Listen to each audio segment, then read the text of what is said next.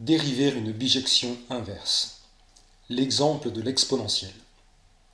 Bonjour et bienvenue sur Mathésis. Aujourd'hui, nous abordons la dérivation de la bijection inverse d'une fonction dérivable et injective et nous considérons l'exemple de la fonction exponentielle.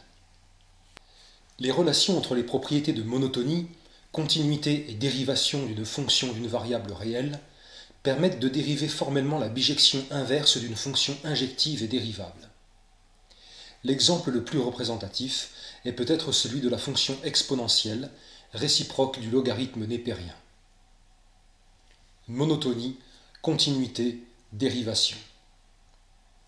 Dans la théorie élémentaire des fonctions d'une variable réelle, on étudie les relations subtiles entre les fonctions monotones, continues et dérivables, en lien étroit avec la topologie de la droite réelle, c'est-à-dire les intervalles où ces fonctions sont définies.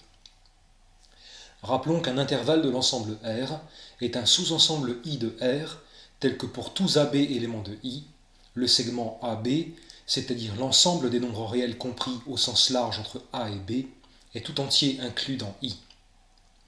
Par exemple, on démontre que si f de I dans R est une fonction continue définie sur un intervalle I, alors son image f de I est aussi un intervalle.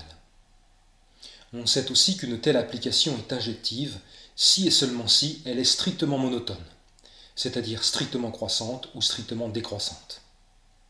Et dans ce cas, lorsque l'intervalle I est ouvert, l'image f de I est aussi un intervalle ouvert. Or, on étudie les variations d'une telle fonction lorsque cela est possible grâce à sa dérivée. Une fonction dérivable f de I dans R, définie sur un intervalle ouvert I, est monotone sur I, si et seulement si sa dérivée f' garde un signe constant sur I, positif si f est croissante, négatif si f est décroissante. Sur la figure suivante, nous avons représenté la fonction cosinus, qui est strictement croissante sur l'intervalle ouvert π sur 2 π. Et l'image de cet intervalle par le cosinus est l'intervalle ouvert -1, 0. À partir de la définition de la dérivée d'une fonction, on peut également dériver une fonction composée. Si f de I dans R et g de j dans R sont deux fonctions définies sur des intervalles ouverts I et j et dérivables, et si f de I est inclus dans j, alors la fonction composée g rond f est définie, et on a g rond f' de x égale g' de f de x fois f' de x pour tout x élément de I. Dériver la bijection inverse. On peut aisément tirer de ces propriétés l'expression de la dérivée d'une bijection inverse dans certains cas. En effet, si f de I dans R est une fonction dérivable et injective, définie sur un intervalle ouvert I, f est continue, donc son image f de I est un intervalle ouvert J. En la considérant comme application de I dans J, notons G de J dans I sa bijection réciproque. Par définition, on a f rongé de x égale x pour tout x élément de J. C'est la fonction identique qui à x élément de J associe lui-même. Si G est dérivable, la dérivée de f rongé est donc la dérivée de la fonction identique qui vaut 1, et par la formule de dérivation des fonctions composées, on peut donc écrire 1 égale f rongé' de x égale f' de g de x fois g' de x pour tout x élément de J. En fait, dans cette situation, et avec les mêmes notations, on peut montrer que la fonction g de j dans I est alors dérivable en tout point x élément de J pour lequel f' de g de x est non nul. Et en ce point, la formule précédente nous donne la dérivée g' de x égale 1 sur f' de g de x. En particulier, si f de I dans R est dérivable et strictement monotone, et si sa dérivée f' ne s'annule jamais, alors sa bijection réciproque g de j dans I est dérivable en tout point x élément de J, et la formule précédente nous donne une expression générale de sa dérivée en tout point. Sur la figure suivante, nous avons représenté la fonction f qui a x réel associe x cube, et sa bijection réciproque, la fonction racine cubique que nous avons notée g. La dérivée de f est f' de x égale 3x carré, et en tout point x non nul, on a f' de g de x égale 3 fois racine cubique de x au carré, qui est non nulle. Si bien que la dérivée de g en un tel point est g' de x égale 1 sur 3 fois la racine cubique de x au carré.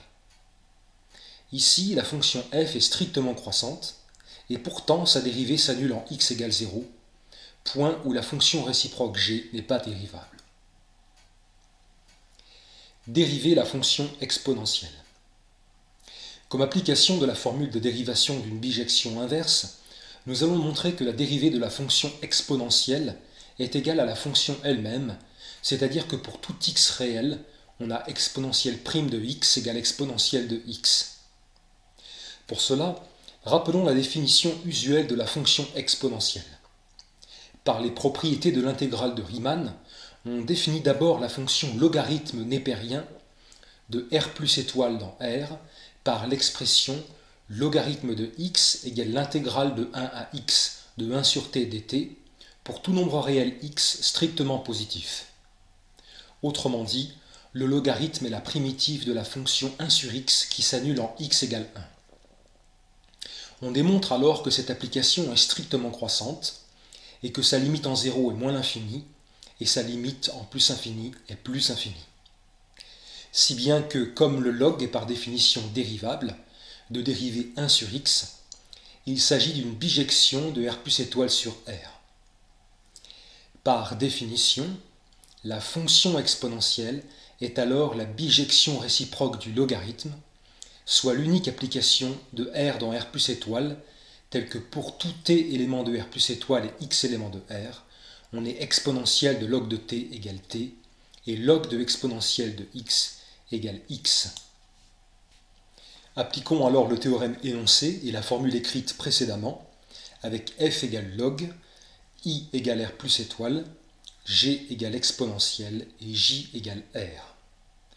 Comme le log est strictement croissant et dérivable, et comme la dérivée du log est 1 sur t strictement positif pour tout t strictement positif, sa réciproque, l'exponentielle, est dérivable, et sa dérivée en tout point x réel est donnée par exponentielle prime de x égale 1 sur log prime de exponentielle de x égale 1 sur exponentielle de x égale exponentielle de x, ce que nous voulions démontrer.